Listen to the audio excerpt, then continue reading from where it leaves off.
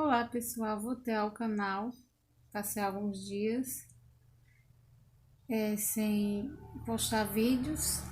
Antes de começar, se inscrevam no meu canal, certo?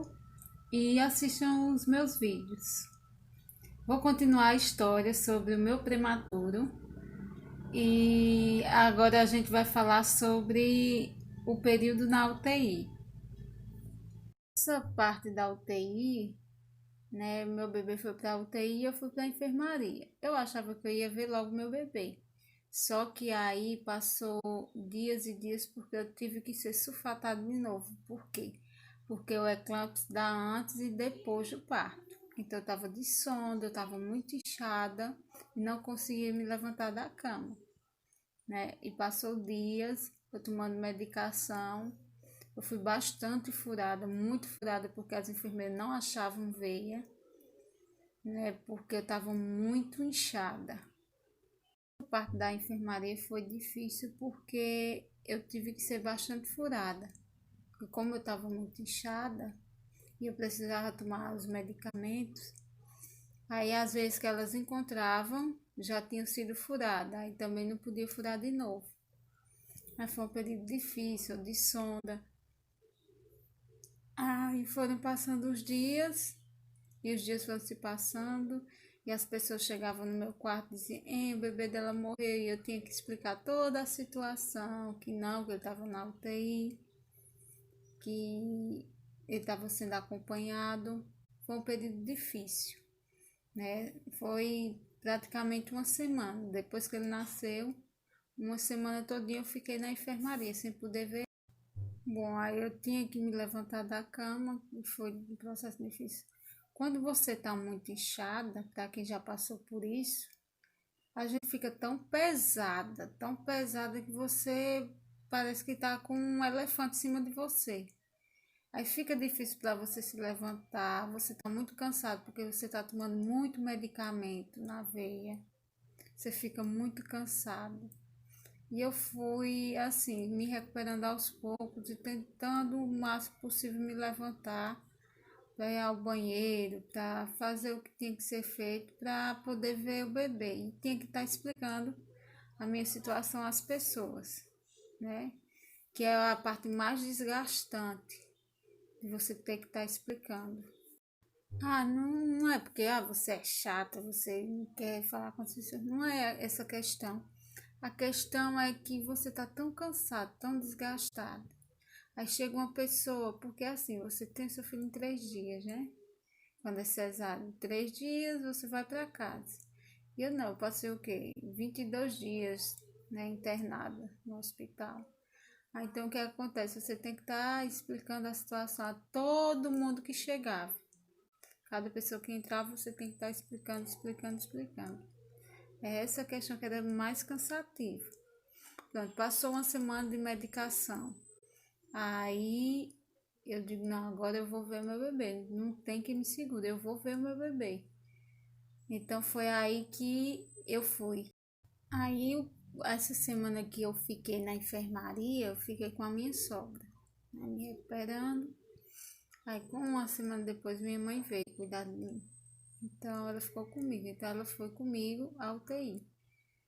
A UTI não era tão longe, mas parecia que eu tinha dado quilômetros e quilômetros, bem devagarzinho, porque eu estava muito inchada ainda, né? Foi muitos dias que eu fiquei inchada e as dores eram insuportáveis, assim.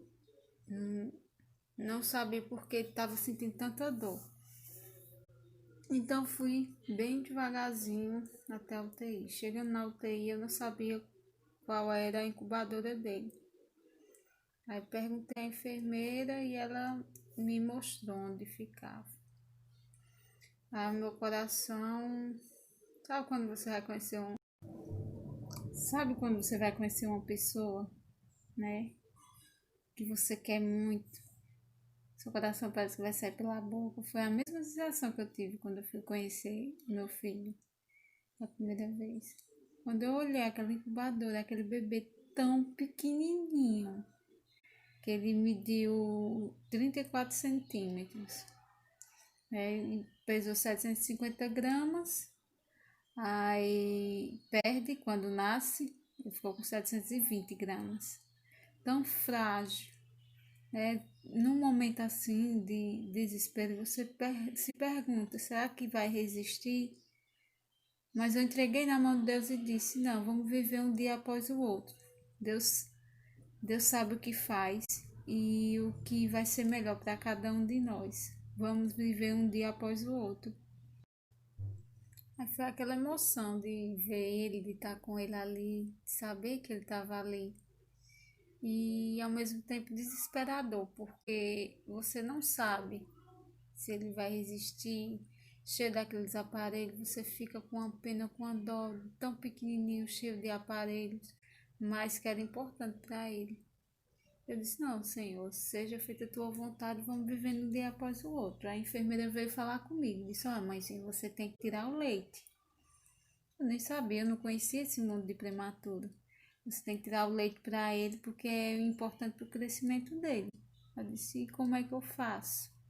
Porque bebê de UTI, eles não mamam, eles comem por uma sonda, né?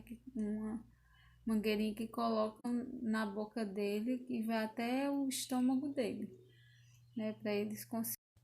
Pronto, aí a enfermeira veio me explicar como é que eu ia tirar o leite, aonde eu ia tirar o leite, porque eu estava perdida, eu não sabia o que fazer, né? Aí ela me disse que no terceiro andar, que a UTI ficava no quarto andar do hospital, que no terceiro andar tinha um banco de leite, né, chamado banco de leite, que onde as mãezinhas do hospital iam para ordenhar, para tirar o leite. Aí eu disse certo, aí eu imediatamente, na mesma hora fui. Cheguei lá, no terceiro andar, perguntei onde ficava, fui até lá, elas foram me explicar como era o procedimento todinho do banco de leite. A menina veio me explicar como lá do banco de leite como era o procedimento. Você preenchia uma ficha todinha, né, falando sua situação, seus exames, tudo certinho. Depois ela explicou que você tira a roupa da parte de cima, lá dentro na sala, usa a roupa do hospital, lava os seios com sabão e água e elas dão uns potinhos de vidro. Aí você senta nas cadeiras lá com as outras mães, uma do lado da outra, e você vai fazendo massagens circulares nos seios. Depois da massagem você vai tirando como apertando o peito mesmo para tirar o leite. E aí eu comecei esse processo tirando aos poucos o leite e você pegava o vidrozinho, elas anotavam lá o seu nome, aí elas preenchiam direitinho o quanto você tinha tirado, o quanto você tinha deixado ou levado para o bebê, né? Aí eu peguei o potezinho lacrado, fechadinho, levei para a UTI. Cheguei lá na UTI, eu também perdi, não sabia de nada.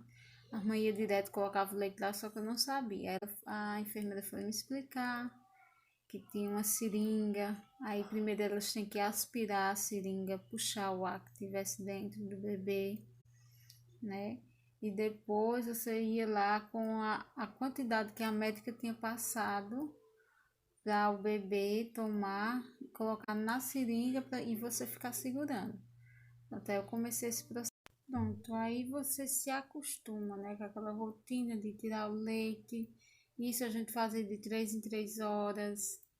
De manhã, tarde e noite, a gente só não dava na madrugada, porque a gente tinha que descansar alguma coisa, né? Porque era de 3 em 3 horas, mas você tinha que ir antes, tirar o leite, fazer todo o procedimento, né? E aí você vai acompanhando, você vai olhando a ficha médica do seu bebê, todo dia o médico está atualizando a quantidade de leite, o que ele tem que tomar, os exames que tem que fazer. Você sempre vai perguntando às enfermeiras, ao médico como anda o desenvolvimento dele, né? E a mãe tem que estar presente, ela tem que estar acompanhando seu bebê, né? Para ver o seu desenvolvimento. Bom, quando eu cheguei na UTI, ele estava com 720 gramas, né? Ele estava com o CPAP, né? Que é o tubo que coloca no nariz do oxigênio.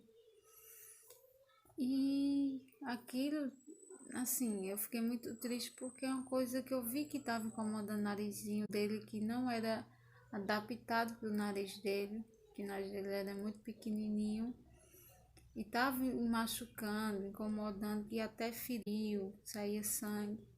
E eu pedindo a Deus que saísse logo. Uma semana depois ele tirou, né? Aí eu fiquei até preocupada, tomei aquele susto. Aí a enfermeira disse: Não, não se preocupe, mãezinha.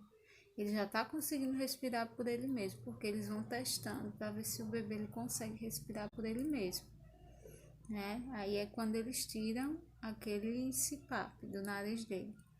Pronto, quando ele tirou aquele CPAP, o oxigênio tá respirando por ele, foi a maior felicidade. Cada desenvolvimento, cada etapa que ele conseguia passar era uma alegria, era maravilhoso. É como se ele nascesse a cada instante, cada movimento, ou cada sensação, ou cada coisa que ele fazia de diferente, né? Aí, quando ele estava com quase 1 quilo, 890 por aí, veio a primeira crise de apneia, que eu não sabia o que era. Quando eu cheguei lá, ele estava com o tubo de oxigênio de novo.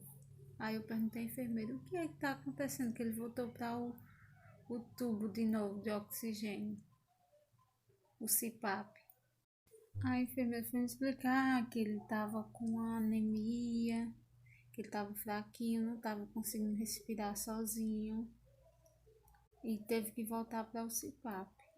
Aí ele tomou uma bolsinha de sangue, né? Ele foi furado, colocado bolsinha de sangue, soro para tomar. E eu ali acompanhando do lado, né? Sem saber o que fazer, nem não tinha o que fazer, né? Tem que passar por esse processo. Pronto, aí foi rápido. Aí com uns 2 dias, 3 dias depois ele tirou o CPAP de novo e ficou respirando por ele mesmo, né? Aí é uma queda, mas é uma volta maravilhosa, né? Que você vê que ele conseguiu se recuperar. Aí eu sempre perguntava ao médico, né, o desenvolvimento dele. Ele disse: Olha, mãezinha, a única preocupação que você tem que ter é com infecção na UTI. Que na UTI sempre dá infecção nesses bebês prematuros, e como o meu era prematuro extremo, se pegasse uma infecção, era provável que ele não ia escapar.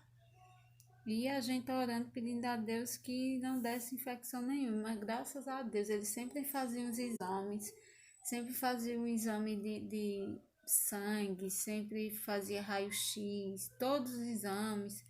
E graças a Deus nunca deu nada.